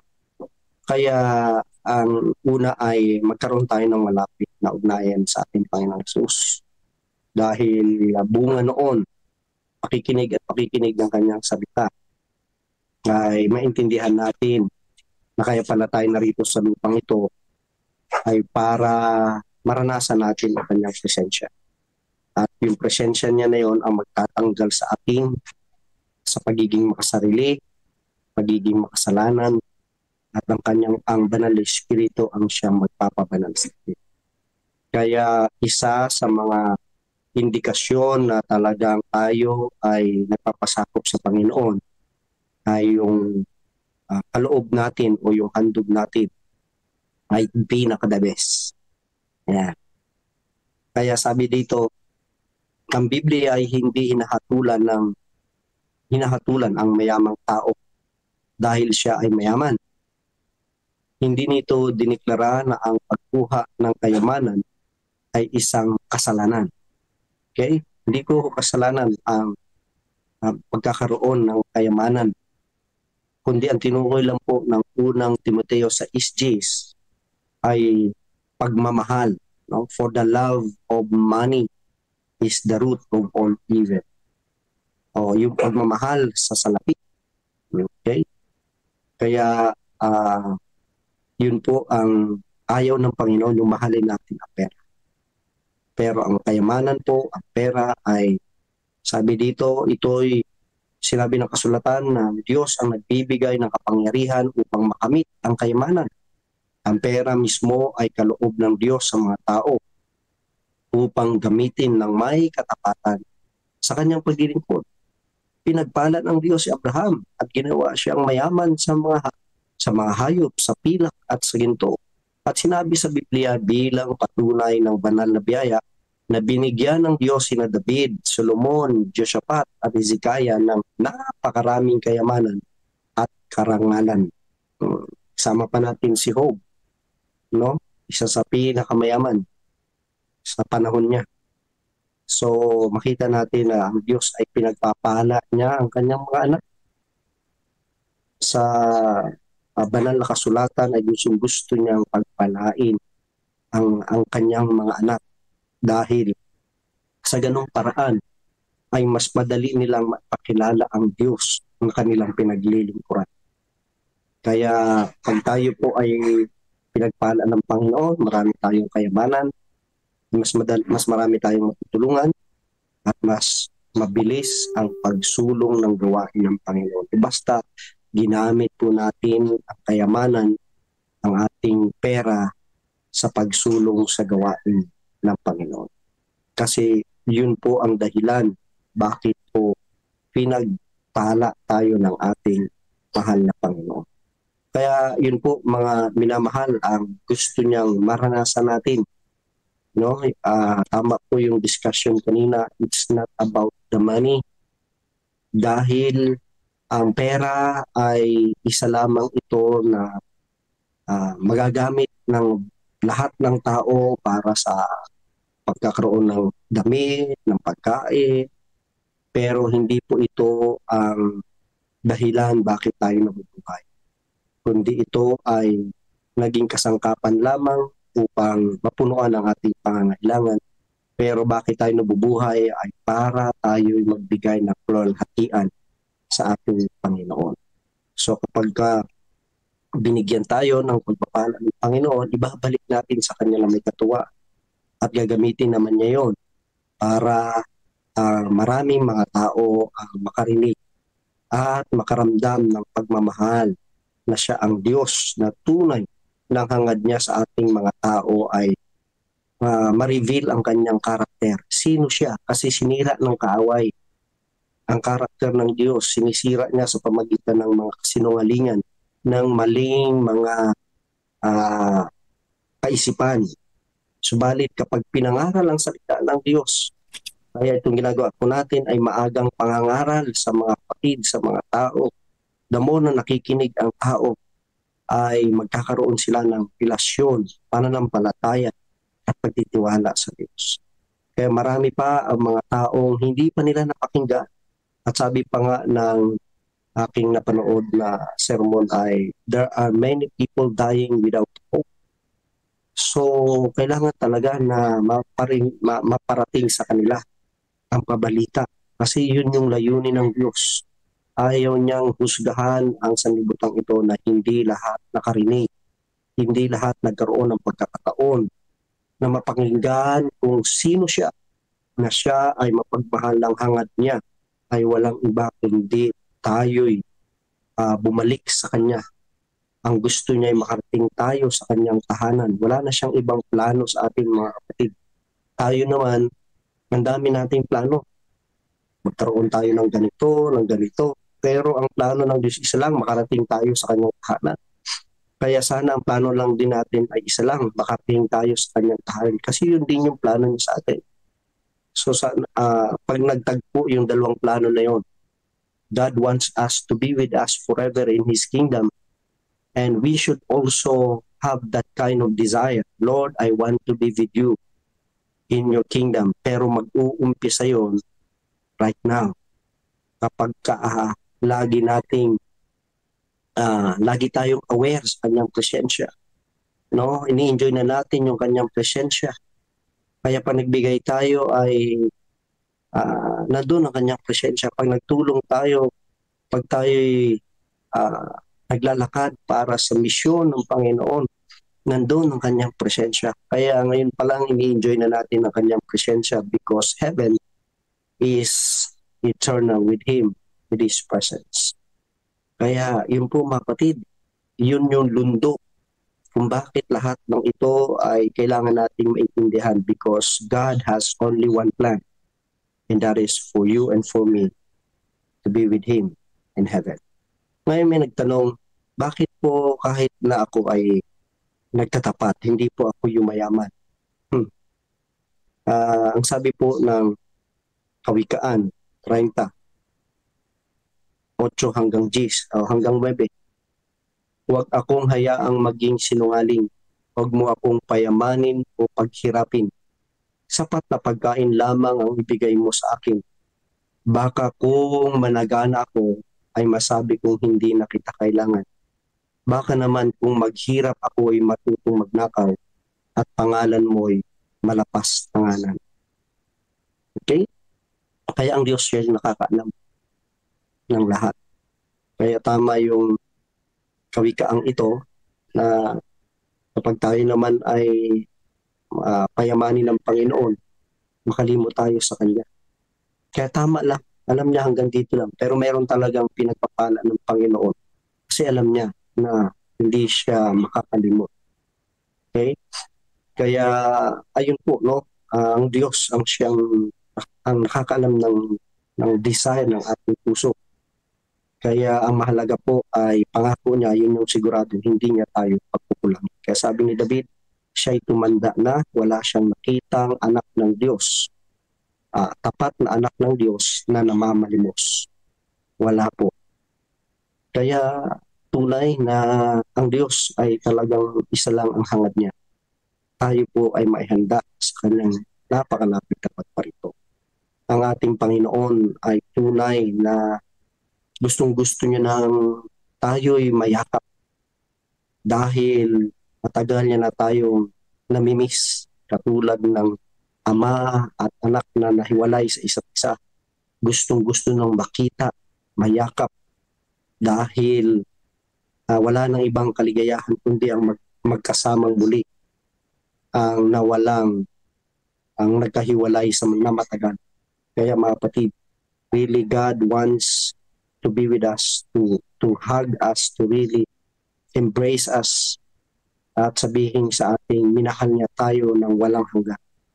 Okay? Kaya ito po, may danger po ang money kapag ito'y nilagay sa kompetisyon sa walang kamatayang kayamanan. Kapag ang makamundo at pansamantala ay sumisip-sip mga pag-iisip, damdamin at debosyon na inaangkin ng Diyos. Doon ito magiging bitag.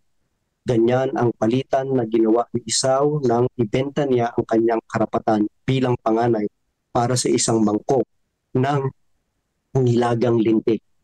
O kaya talagang pag hindi mo ilalagay sa tama ang kayamanan, ang pera, doon, nagiging bitag yun para ikaw din ay mapalayo. Pag pinagpalit lang ni Esau ang kanyang pagiging panganay, ang pagpapala ng Panginoon, ang pangako ng Panginoon sa kanya dahil lang sa isang sabak. Kaya tayo po mga kapatid ay tinuturuan na kapag nagbalik sa Panginoon, ika po nagbigay ng handog, ay inuuna natin siya, nagtitiwala tayo sa kanya At ang hangad natin ay hindi makalupa, kundi makalangit na hangarin. Kaya ang pag-ibig sa salapi ang tinituligsa ng salita ng Diyos bilang ugat ng lahat ng kasamaan. Kaya ang pag-ibig talaga sa salapi, yan po. So meron po ako dito mga listahan, paano mahalin ang pera. Number 1, always think of it. Nag-iisip mo lagi yung pera, paano ka magkaroon ng pera. Kung ano iniisip mo, minsan yun din yung lalabas sa bibig mo. The abundance of the heart, the mouth speaks. So kapag pera na lagi ang iniisip mo, pera rin lagi yung lalabas sa iyong bibig. Okay?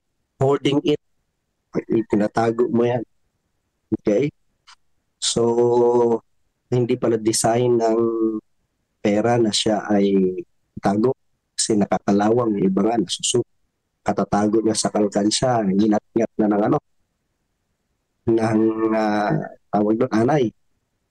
Okay? So talagang bakit itatago kung kailangan, kung mas marami ang mabibiyayaan kapag ito po ay pinagamit sa gawain ng Panginoon. Using it in your desire. Yung gusto mo lang, kaya ka nag-ipon dahil para sa ganitong gusto mong gawin. Okay? Ang dami mo ng mga gustong gawin, pero yung sa gawain ng Panginoon, napakakunti lang na halaga ang iyong itinalaga. So, sana, kung sana ay kaya kami pera para gamitin sa gawain ng Panginoon, mas magiging masaya. Dahil yun yung gamot ng Panginoon. Dahil tayo'y likas na malungkutin dahil sa kasalanan. Kaya tayo minsan naghahanap ng enjoyment. Tayo'y naghahanap ng tunay na kaligayahan. Pero once we are in the presence of God, in the presence of Jesus, and then we become His instrument, yun po yung pinakamasaya.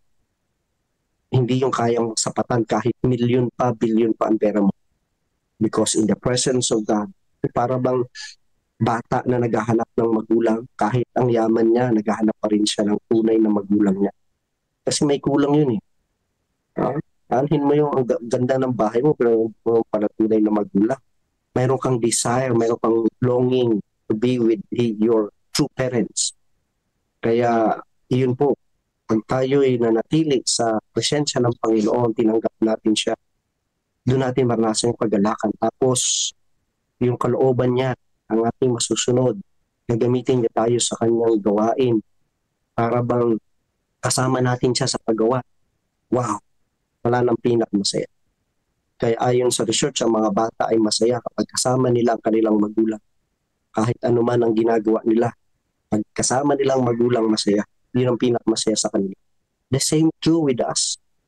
Pagkasama natin ang Panginoon, lalo higit sa paggawa, paghanap ng mga tao na hindi pa nakakilala sa Kanya. Pag ginagawa natin yun, dahil yun yung Kanyang likas, yung hanapin tayo. Pag tayo din ay naghahanap ng mga tao, nagpapagamit tayo sa paghahanap ng gawa ng mga tao makasalanan, real joy because God is with us. God really is with us. Kasama natin siyang sa gawain ng misyon dahil siya yung may misyon. Tayo lamang po ay kanyang tinawagang maging kasama niya sa gawain ito. At yung iba ay umaawit, how can I live without you? Para bang hindi mabubuhay kung wala ang pera. Pero pansinin niyo po yung mga missionary na kanilang binuhos ang kanilang buhay doon sa pagmimisyon. Tanungin mo, wala silang pera pero nakita nila yung tunay na kaligayahan. Kaya yun po, ganun yung paraan kung paano mahalin ang pera. Kaya ang paalala po sa atin ay ang pagmamahal sa salapi, ang ugat ng lahat ng kasalanan. Bagkos mga kapatid, ay mahalin natin ang Diyos ng ating buong puso. Love the Lord with all your heart and with all your mind. Dahil ang bunga noon, mamahalin natin ang ating kapwa, gaya ng ating sarili. Jesus is coming. He is preparing us. And He really wants us to enjoy right now His presence because eternity, we will be with Him forever. God bless us all this morning. Amen. Amen. Amen. Amen. Amen. Amen mga kapatid. Ano po? Ayan. Mag-recap tayo mga kapatid. Medyo maganda yung lesson natin. Ano? Although may karugtong tunong kahapon patungkol sa kayamanan, maganda pa rin na halos ganun din. Ano? Halos di sila nagkaiba pero maganda pa rin. Ano? Tingnan natin kung ano ang ating unang sabi dito ay sa lesson natin, ang pagkakaroon ng kayamanan ay hindi kasalanan. Kahapon sabi ang kayamanan ay hindi masama. Ngayon naman ang pagkakaroon ng kayamanan ay hindi kasalanan. So parang ganoon din, di ba? So hindi kinukundina ng Bible na tao ay maging mayaman. Gusto pa nga niya magmayaman tayo para makatulong tayo sa gawain, di ba? Ang pera mismo ay hindi ugat ng kasamaan, no? Hindi ugat ng kasamaan yung pera. Alin nagiging ugat ng kasamaan? Yung ating puso na ating pagiging makasarili, ano? Ayaw natin bitawan yung pera. Sabi nga kanina ni Pastor, yan ang pinakamabigat na bitawan ni Sir, ano pangalan nito? Si businessman, nakakalimutan ko si Brother Donnie. Yan. Isa yan sa pinakamataas na pananampalataya, no? Yung pera na yung pag nabitawan mo, no? Ibig sabihin, pinagtapat mo sa Panginoon. Nagtiwala ka sa Panginoon na siyang bahala sa iyo at ikaw yung pampamunuan mo na mainam yung iyong mga talento, di ba? So, sabi dito, point number 2, ang kayamanan ay maaaring maging banal na kaloob. Kita niyo nga, banal na kaloob ang kayamanan, mga kapatid. Ano? Kapag ang yaman ay nihandog at ginamit para sa Diyos, yan. Ito ay magiging banal na talento. So, anin mo yung yaman, no? Mabubulok yan. Hindi mo yung makakasama sa iyong pagtulog. Ano po? Gagamitin natin ng tama yan. Yan. At hindi rin kasalanan ang kaginhawahan at estetika. So, hindi kasalanan maging maginhawa sa buhay, mga kapatid. Basta ginagawa natin ito ng tama. Nagiging masama yung epekto ng kaginhawahan kapag nalululong na tayo sa puro kaginhawahan. Ayaw na natin kumilos para sa gawain. Ano? Ayaw na nating magbahagi. So, yan po. At isa pa, ang panganib ay nasa pagkukumpara sa kayamanan walang hanggan.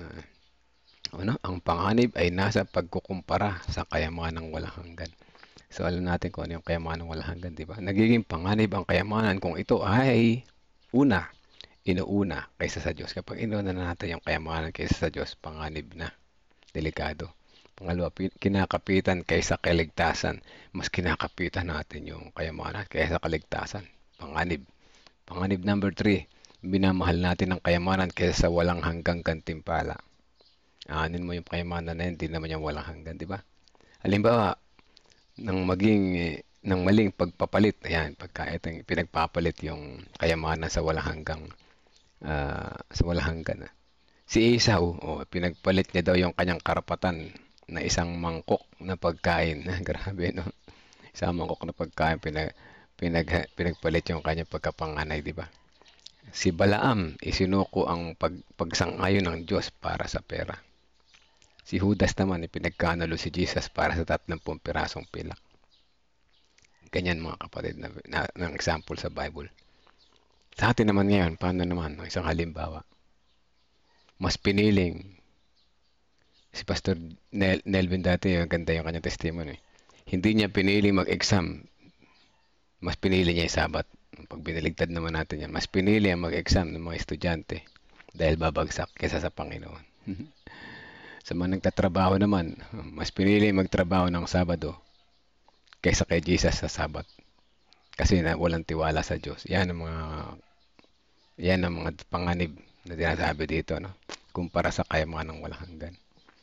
So, less faithfulness is no faithfulness at all. Wala pong kaprasong faithfulness. Wala talaga yan. Ano? Kaya pag meron ka talagang faith, malaki talaga yan. Hindi maliit. Ano? Kaya yung sinasabi na meron ka lang maliit na mustard seed na faithfulness sa Panginoon, may move mo yung bundok. Totoo yun, ano? Kasi yung maliit na yun, tunay yun, ano? Tunay. So, yan, ang ugat ng kasamaan ay pag-ibig sa pera. O, kita mo, hindi yung pera, kundi yung pag-ibig sa pera. Love of money. Hindi ang pera mismo, kundi ang pag-ibig sa pera ang ugat ng lahat ng kasamaan, sabi sa 1 Timothy 6:10. Ano? Ang pera ay kaloob ng Diyos upang magamit ng tapat para sa kanyang layunin, mga kapatid. So sa kabuuan, ang kayamanan ay hindi kasalanan, kundi isang pagsubok ng katapatan at pagkakataon na maglingkod, mga kapatid. Nawa, hindi natin magamit yung ating kayamanan sa maling pamamaraan. Ano? Huwag natin panghinayangan yung kayamanan na yan. Gamitin natin sa tama. Ano? At hindi naman tayo pagkukulangin ng Panginoon. Ano? Merong mga, kaya mas maraming mga nagiging tapat na kaunti lang yung kinikita kaysa sa mga malaki yung kinikita. Nanginayang sila na naisip nila kalaki nito. Totoo yan. Ano? Sabi ni Sister Helen, ang kayamanan ay nagiging instrumento rin ng kaaway na maging mapagmataas ang tao. Okay, madalas na ganyan, Sister Helen, madalas. Sa kalsada maraming ganyan, porket na mga nakasakyan pag nakakaengkwentro ng mga motor, galit, matatapang, di ba? Ang feeling niya nakakataas siya sa level ng pagkatao. True, ano? Totoo yan, ano? Kumpara sa mahirap na tao. Hindi natin madadalang kayamanan sa kabilang buhay. Ang Diyos lamang ang nagmamay-ari ng lahat ng tinatangkilik natin. Totoo po, Sister Helen. Ano? Kaya makikita natin. Sabi naman ni Brother Rogel Miranda, welcome po. Di ko alam, pastor po ba kayo, brother? Anyway, di ko po kilala kayo personal, pero welcome po sa Discipleship Ministry. Sabi sa Mateo 19:23-24, napakahirap makapasok sa langit ang mayaman. Eksakto. Diba? Kaya sabi ko nga kanina, yung mga mahihirap, madaling magtapat. Pero pag mayaman, mayaman. Hirap na hirap, ano? Kaya totoo nga naman, sa Bible, napakahirap makapasok sa langit ang mayayaman. Kaya tanong, mga kapatid, gusto niyo ba yumaman? Sino rito ang gustong yumaman? O sino rito ang ayaw yumaman? Kung akong sasagot yan, mga kapatid, gusto ko yumaman para mas marami akong matulungan. Ano? Hindi para sa personal kong pangailangan o interest. Para mas marami akong matulungan, mga kapatid. Ako'y nalulungkot, marami mga kabataan hindi makapag-aral ng college dahil walang pinansyal. Isa yan sa gusto kong tulungan kapag ako yumaman. Pag-aralin natin yung mga kabataan na active sa church. Hindi yung hindi active, Yung hindi active, pinag-aaral mo yan, magiging pasaway lang. Sana magbago sila, no? Ipanalangin natin. Brother Arman, Kuya Arman, salamat sa GFM, sabi niya, na bagong CLPM, especially sa pagiging tapat na steward ng Panginoon sa lahat ng pinagkatiwala niya sa atin. At napakarami ng mga encouraging and inspiring messages and testimonies ang ating naririnig mula sa mga manggagawa at sa mga kapatid sa iglesia. Subalit ang lahat ng mga nabanggit ay nauwi lang sa iisa, ang pagkakaroon ng tunay ng maliwanag at pagtanggap at pagkilala sa lahat na ang lahat sa atin ay kaloob mula sa Panginoon. Tama po, ano? As long as we don't have total surrender of our will or self to God, we cannot be a true faithful steward of God, and we cannot practice this COB program, and we cannot be a true witness to God. Tunay po, ano? Kaya sabi ko nga kanina, hindi naman tungkol sa pera pinag-uusapan dito. Spiritual growth, ano? Kita niyo yung mga testimonies, pera ba yung kanilang sinasabi? Nagbago sila. O si kapatid na hindi na raw nagiging magagalitin. Si kapatid na ganito, maaga nang gumising, maaga nang dumalo sa church. Maraming mga spiritual growth. At madaling nagbibigay, masayang nagbibigay ang lahat. Yung ba yung tungkol sa pera? Hindi. Isa pang ang tanong yun ba yung ginagamit ba ng CLPM sa personal nilang yung mga pera na binibigay natin? Hindi naman. Unang-una sa local church natin napupunta yung kalahati. Nakakatulong sa eskwelahan yung 5%. At nakakatulong sa gawain, sa bisyon, yung 45%. So, saan napunta? Hindi naman napunta sa sweldo yan ng mga CLPM. May sweldo sila galing sa tithes. hindi yan sa offering, ano? Kaya sa mga nag-negative ang isip, mahal din kayo ng Diyos, kagaya ng pagmamahal niya sa lahat ng tao. Baka po tayo makasumpong ang galit. Wag po. Makasumpungan tayong galit sa pagdanyang pagbabalik, ano? Tama po, sana yumaman tayong lahat para sa mga gawain ng praise the Lord, sa climate. Yayaman tayo sa karunungan At magsishare natin, di bali na yung pera, no? Pero siyempre, kasama na yun. Pag binigay ng Panginoon, blessing yun, di natin tatanggihan. Nakakalungkot lang na may taong may kakayanang tumulong ay maramot sa kapwa. Isang paraan dyan, pag tayo may kakayahan, huwag tayo maging maramot para huwag nang dumagdag, ano? Sister Melissa, ano? Pero meron, ano? Maraming may kakayahan, may trabaho. Pero hindi yung puso wala sa Panginoon. Oo nga't dumadalo sa church. Kaya naiisip ko, naku kapatid, pagka ganyan palagi kang kontra, hindi ko sinasabi sa kanya personal, ayaw masakit, ano? Pag palagi kang kontra, paano na lang darating na ang Panginoon, baka kay masumpong ang tapat. Hindi tapat. Sa ano tinasabi ko, sa pagtayo ko sa sermon, pero personal hindi, kasi baka mag-away kami, no? Nakakahiya, nakakalungkot, ano? Pero in general lang dapat, kasi sa panalangin, diyan natin makukuha yung puso ng ating kapatid sa panalangin, ano? Ilagi natin ihawakan si Jesus sa balikat at best friend natin siya. Itabi natin pagka tayo nagsalita. At nang may pagpapakumbaba, yan ay magtatagumpay ang ating sasabihin, ano? So yan, iano ko yung mga comment nyo, save ko lahat bukas, babasahin ko doon. Hindi ko na itatype, ako na mismo magbabasa, no? Mas maganda kung ako magbasa para ma-express ko mabuti yung inyong mga sinabi, kasi alam ko yung puso ninyo, araw-araw tayo dito. So yan, let's pray po mga kapatid. Teka, asan na ba ako?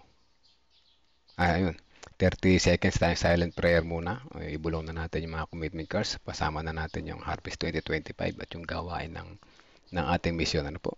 Let's pray po mga kapatid.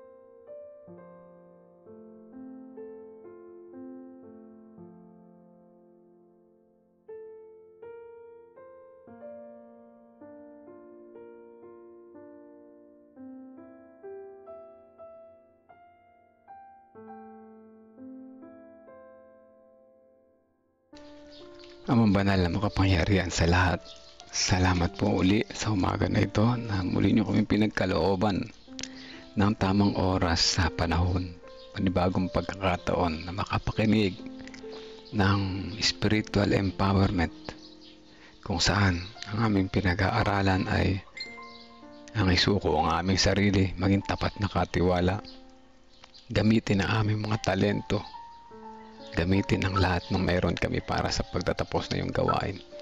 Maalis ang aming pagiging makasarili o dakilang Diyos. Salamat po sa mga ganitong aral na kung saan may chance kami na sumalubong sa inyo sa nalapit ninyong pagbabalik. Sapagkat sa aming kalagayan nung una ay wala kaming chance. Hindi namin nalalaman na kami patuloy na nagkakasala sa pagiging madamot. Ngunit ngayon, malaki na ang aming mga natutunan, marami na ang aming pinagbago. Ang aming dalangin ay tulungan niyo po kami na ma-share din namin ito sa iba upang mas marami pang makinabang, mas marami pang lumago, mas marami pa ang matutong magmahal at maglingkod po sa inyo. Salamat sa inyong pagmamahal o dakilang Diyos. Sa pagpapatuloy, nais namin isama sa panalangin ang aming mga kapatiran na narito ngayon. May mga pangalan kami na ibinulong, may mga prayer request po kami, kanya-kanya, na nais namin sama-sama ibulong po sa inyo. Dalangin din namin ang Harvest 2025. Dalangin din namin ang prayer focus ng CLPM. Dalangin din po namin ang lahat ng kapatid na nananalangin sa mga sandali na ito. Patuloy niyong ipagkaloob sa amin ng aming kahilingan ayon sa inyong kalooban. Kasama namin sa panalangin ng sambayan ni Ate Rebe Padilla, ang buong San Leonardo Church, ang kanilang gawain din doon, ang kanyang mga anak, ang kanyang buong pamilya, kalusugan, at ang kanilang mga pinagdaraanan sa buhay ay patuloy niya pong pagpalain at hipuin na mapagpagaling na kamay ang bawat isa. Dalangin din po namin ang sambahayan ni Sister Emelinda, ang kanyang buong pamilya, ang kanyang mga mahal sa buhay, at ang kanyang natutunang pagtatapat ay pinapasalamat po niya sa inyo. At nais niya i-share ito sa iba. Tulungan niyo po siya, o dakilang Diyos. Ganyan din ang sambahayan ni Sister Dang de la Cruz at ang kanyang buong pamilya. Ang sambahayan ni Brother J. Cruz kasama na si Mama Irene Elbambuena sa kanyang kalusugan at healing. Ganyan din naman kay JLV Kutay sa kanyang trabaho, o dakilang Diyos.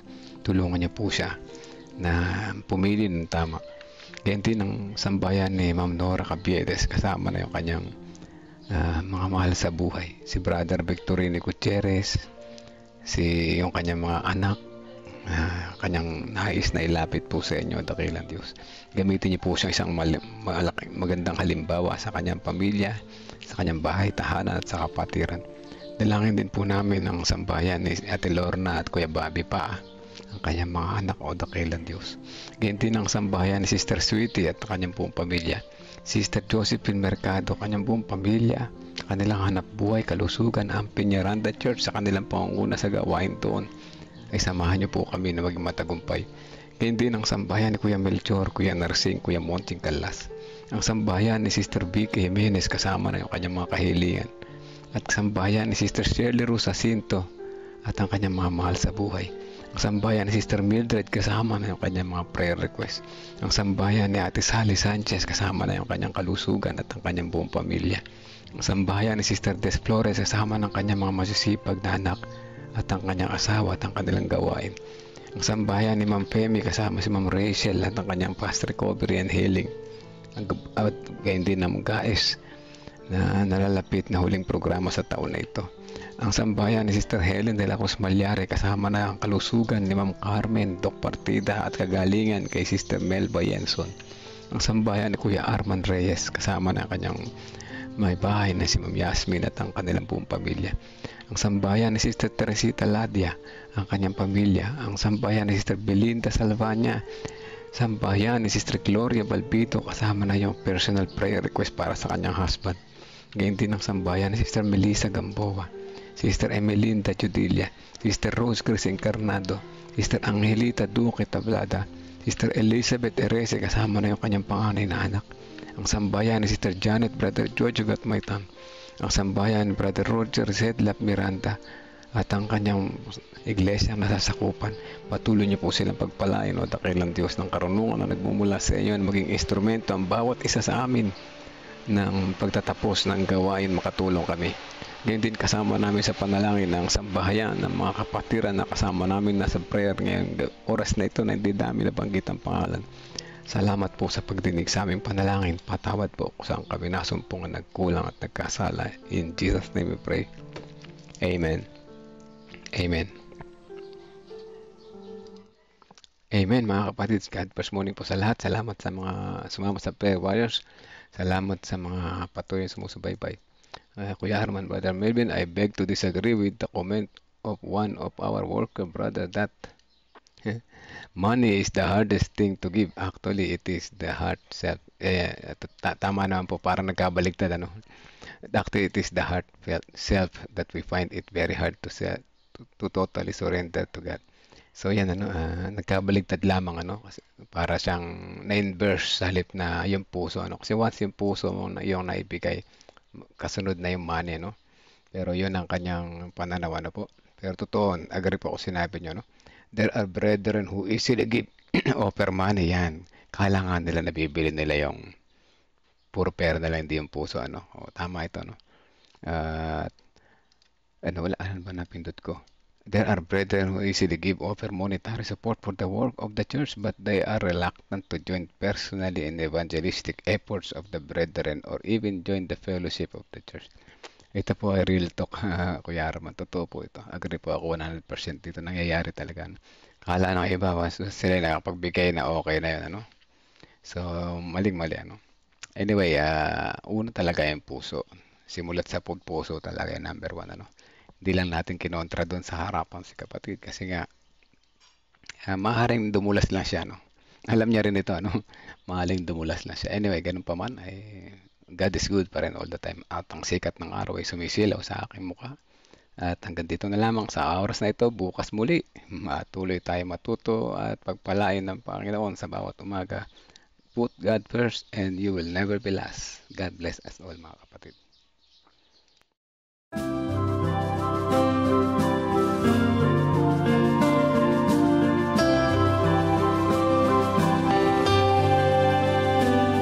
I hear the voice of Jesus calling. My answer is, I will go. I see the need of people crying.